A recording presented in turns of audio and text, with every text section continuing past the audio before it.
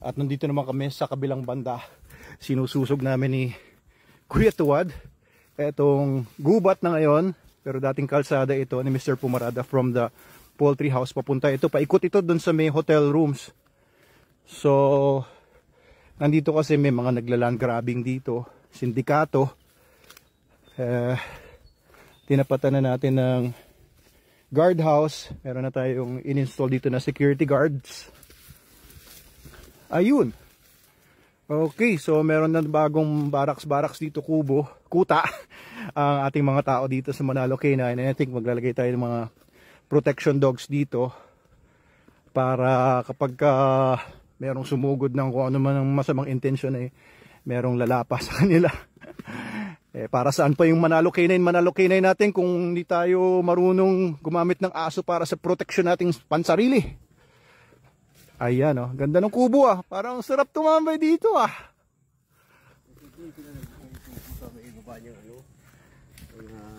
Kaya hindi mo kita. Nagkubo yung mga land grabber. Saan? Sa likod ng mga sagingan na yan. Andyan sila nagkubo. Ito sila ng mga bakod pa nila dati. Ito yung mga bakod nila dati pa. So ito yung kiniklaim kasi nila na pagmamay-ari daw nung apo nung dating may-ari, pero actually binili na ni Mr. Pumarada ito. Hanggang doon ano? Yung burol na yon. Sama po siya rin kaliwa niyan. Kaliwa? Yung doon, yung burol na yon. Hindi nakasama yan. Ito lang yung sa atin. Hanggang baba. Ayan, ito yung dulo guys ng Pumarada Resort na ngayon Manalo Resort Hotel na. And pinoproteksyon na natin ito kasi dati may bakod ito. Pinagnanakaw nung wala na si Mr. Pumarada. Aba yung lakas ng loob ng mga gustong pumapel na agawin yung mga lupa ni Mr. Pumarada. Pero ayan, inaayos naman natin at tinutulungan naman tayo ng Kapitolyo, ng local government units dito. Siyempre hindi naman tayo pwede ditong wild west na parang ano, di ba, agawan. Dapat may mga papel na maayos. Ayan, ang ganda dito kasi guys oh. Kaya naman hindi naman tayo nagtataka na gusto nilang kunin tong property na to. Dahil napakaganda nga naman dito. Ayan, so ito ang future site pa ng iba pa nating mga projects dito. Ayan, ganda nga gawin, malaking park lang ito. Ito daw kalamansian, pinataniman ng kawayan. Maraming kalamansi dati yan. Oh, marami. Daan-daan. Oo, kaya ginawa, nilipat namin sa mga balde. Nilipat sa mga balde. So ito puro puno na ito ngayon, kawayan. Oo, gubat. So doon tayo galing kanina, pero pag dinire-diretso naman ito, papunta na ito doon sa mga hotel rooms, sa mga cottages. Ito lang no. Siguro naguguulang ito dahil sa tubig pag umuulan, kaya lumalabas yung mga malalaking pitak na bato dito. Pero siguro kung bubuhayin natin tong kalsada na to, madali na no? Anong dapat gawin? Ano lang siya, tatambakan ulit yan. Tatambakan ulit ng mga bato-bato ulit. Ayan puro boulders hanggang doon yan sa taas. Dito nga tayo dumaan pabalik doon sa resort. Sasama ka pa ba sa akin o dito ka? Hatid ako ni Tuwad. Ito kasi si Sir Tuwad ang talaga nakakaalam ng bawat sulok at bawat kapiraso ng lupa na ito. Kaya ayan. Ilan taon ka na ba, Kuya Tuwad? 57. 57? Ayos. Alos 25 years na rin ako dito. 25 years ka nagtrabaho dito? Hanggang ngayon, ano? Actually, employed ka sa Manalo K9, di ba? May employment contract ka ba? Wala, hindi po naman tinuloy. Ay, di tinuloy. Oo, nasiwala. Pinasok ko nga si Jay. Oo, si Jay. Ano pangalan ng anak mo? Si Lloyd. Oo, si Lloyd. May employment contract na si Lloyd. Ayan, lifeguard ang nakasulat. Lifeguard natin yung anak niya, si Lloyd. Gumugulong yung mga bato. Kayo lang gumawa nitong kalsada na to? Inalalayan nyo ng bato? Puro batong buhay yan. Ilalim niya. Kayo lang Saan galing yung mga batong pinatong nyo dito? Ito lang isa sa tabi. Sa tabi-tabi din. dito.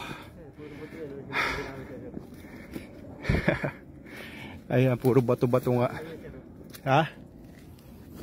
Oo. Kayo naglagay niyan. Ayan, may mga bato nga na mukhang hindi naman natural rocks. May mga bato na galing sa tinibag sigurong mga... ito may kalsada na dito.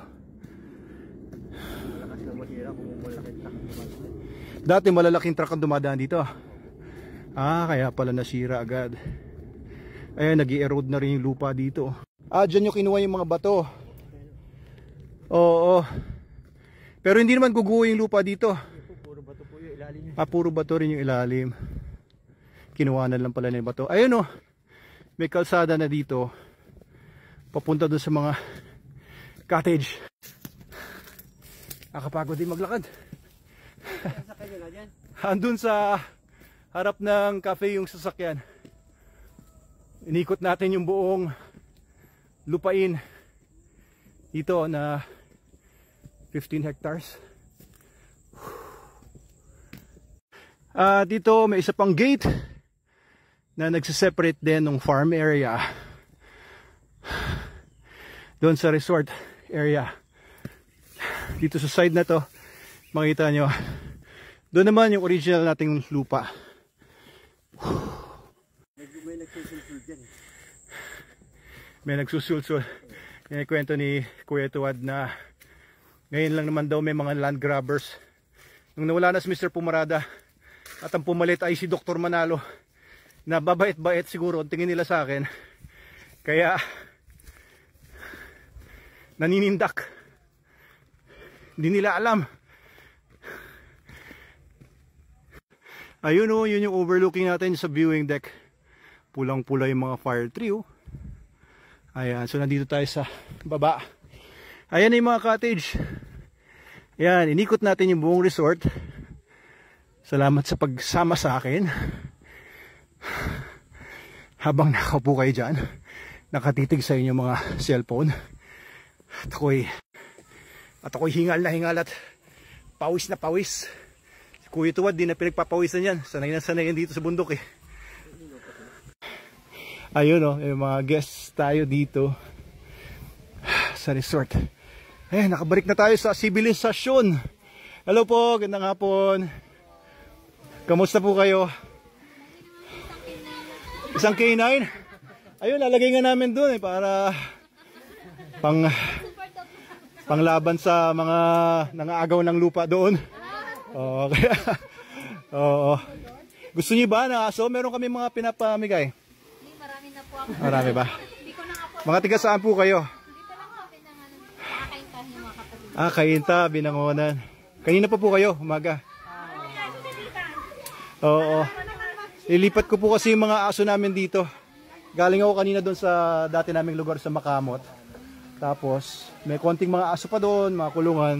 Lilipat po namin doon sa kabila. Kaya inikot namin yung kabila. Nasa 17 hectares kasi yung kabuuan nito. Kaya, oo. Kaya, ito na itsura ko ngayon. Haggard. Sige po, thank you po sa pagpunta po ninyo. Anong pangalan ng pamilya nyo? Ano po? Maso. Mazo? Ngayon lang ako nakarinig ng mga Mazo. Mga tigasaan po talaga yung mga Mazo. Bicol po. Bicol? Camarines?